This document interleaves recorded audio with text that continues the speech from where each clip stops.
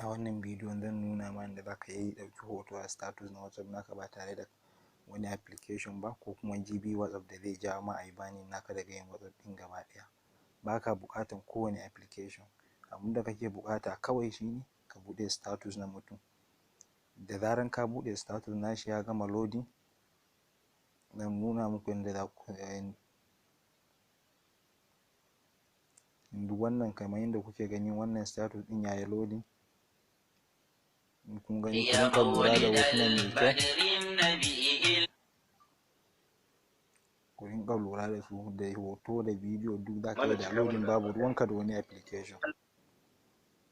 Allah kai maganin masu cutar. Amin amin Allah.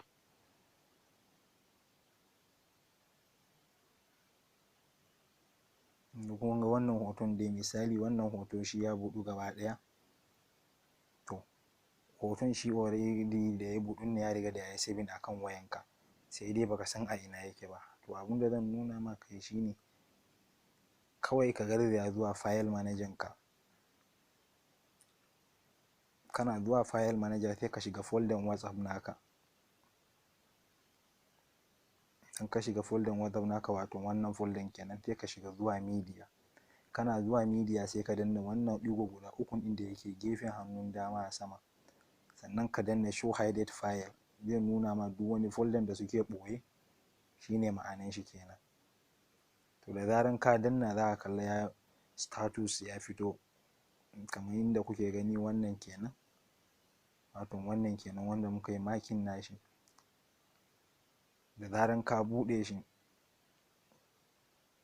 za ka samu hoto da ko kuma bidiyon da ka buɗe a status. Kuka gani dai wannan status ɗin shine status ɗin da muka yi saving nashi ɗazu. Gashi na ya riga da ya zo kan wayan.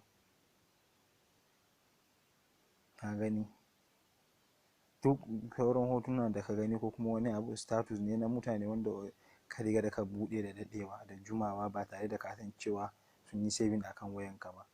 Nan da kuke gani duka hotuna ne na status ba tare da ka danna downloading ba. Da zaran ka buɗe shi ya buɗu gaba ɗaya, to shikenan zai zama ya sauka akan wayanka. Baka buƙatan kowane application.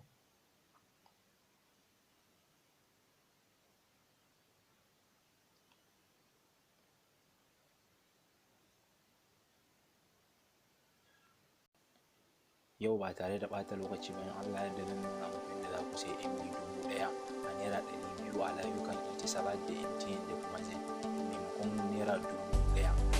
Wannan dai dama ne ya samu wanda su kamfanin sadarwa suke bayarwa da kansu. Wasu layukan suna yi